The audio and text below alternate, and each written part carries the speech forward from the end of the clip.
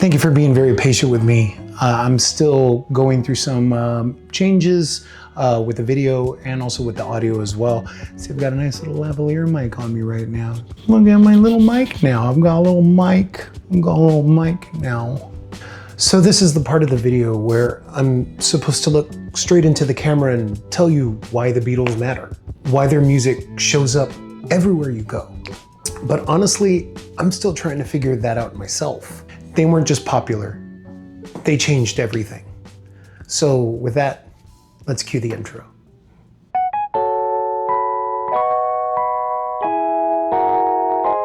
The beginners.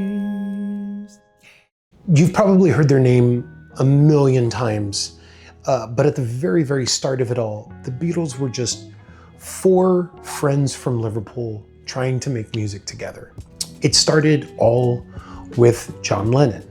He had a group called the Quarrymen as a teenager, and he met Paul McCartney at a local church fair in 1957. Paul impressed him right away with his ability to harmonize and with his ability to remember songs. Paul and George Harrison were already friends from the neighborhood and from school. And even though that George Harrison was a little bit younger than the rest of the guys, he was already the most technical of the 3. They went through a few name changes and lineup shifts, but things really came together in 1962 when Ringo Starr joined them on drums, and that's when the Beatles really became the Beatles. John Lennon was born in Liverpool in 1940 and was raised mostly by his aunt. He was quick-witted and rebellious and just a natural frontman, and he really did have a knack for writing songs that could either be raw, emotional, or totally surreal. Paul McCartney was born in 1942. He was also from Liverpool, and he grew up in a very musical family. He became really the melodic heart of the band. He was the bass player with a real keen ear for pop hooks and layered harmonies, and he had the kind of songwriting that made even really the weirdest ideas just seem very catchy and natural. George Harrison was the youngest. He was born in 1943, and he was quiet and he was thoughtful and he was deeply curious.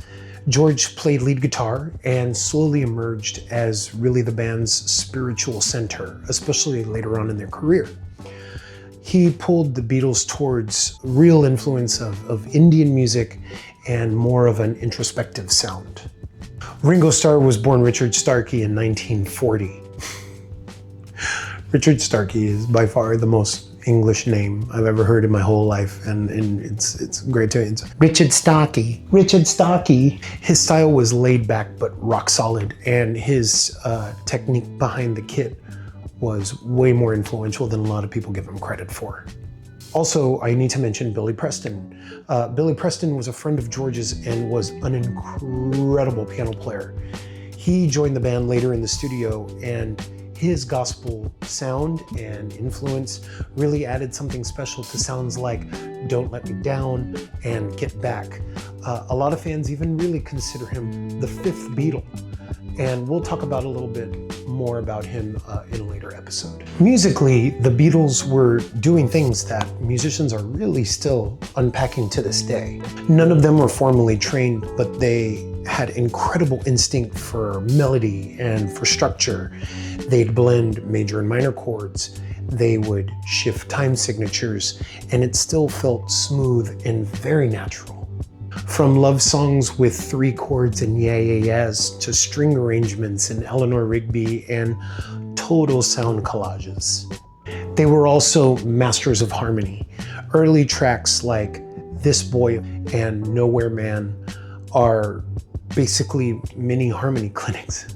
John and Paul blended their voices so well that you could very rarely tell who was leading the song. On albums like Sgt. Pepper's, harmonies got even more creative with vocal effects, choirs, and experiments like She's Leaving Home. You can't mention the Beatles without also mentioning their studio work, and a big part of their studio work was brought to you by their sound engineer, George Martin. George Martin was their producer, and he was essentially a creative partner in the studio. He helped shape their arrangements and even brought their most ambitious ideas to life. Without him, songs like Eleanor Rigby and A Day in the Life wouldn't have sounded the same. By the time that you get to A Day in the Life, they're blending ballads, full orchestras, and apocalyptic crescendos in one track, and it all just seemed to work. If you're a musician, they're a masterclass, and if you're not, the music just still feels really good no matter how many times you listen to it.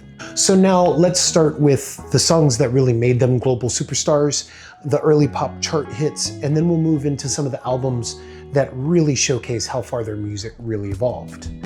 You probably don't even realize how many Beatles songs you've actually heard. They've been everywhere, in TV, in movies, and in commercials. When they first came to America, their Ed Sullivan Show set included All My Loving, I Wanna Hold Your Hand, She Loves You, and This Boy. That one performance introduced them to a whole new audience, and things really started snowballing after that. I Wanna Hold Your Hand from Meet the Beatles really lit the fuse in America.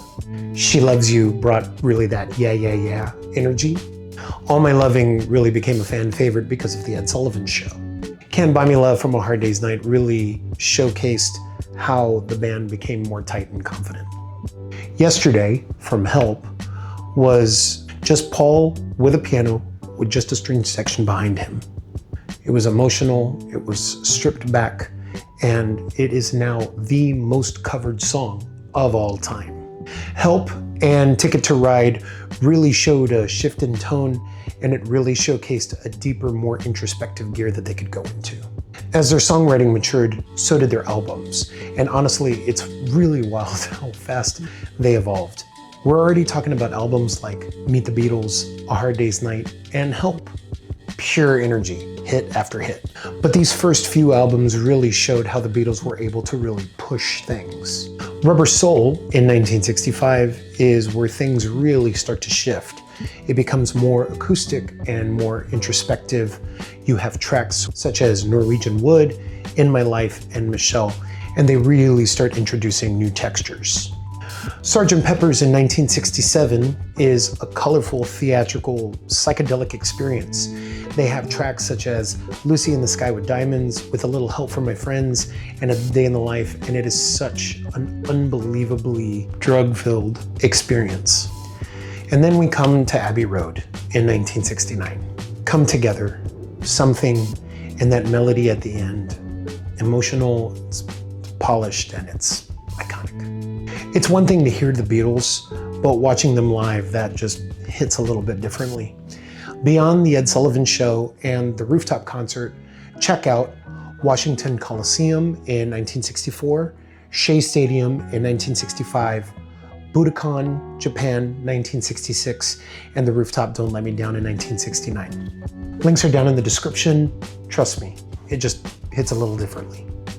You might have heard the Beatles songs in such movies like Across the Universe, Yesterday, and Sing. The Beatles weren't just a band. They were a turning point in music and culture and just about everything that they did. They came in like a lightning strike. And even now, 50 years later, their music still connects. We've barely scratched the surface. I've got videos on band members, on solo careers, and even album deep dives. If you're new to the Beatles, then this is just very much the beginning. But if you aren't, then I hope that this gives you something new to maybe look at. I've linked all of their live performances, their full discography, and every song that we've mentioned below. Dive in literally wherever you want. If you've liked this, hit the subscribe button, comment, send a like. All of that stuff really helps the channel out in every single way. Thank you very much.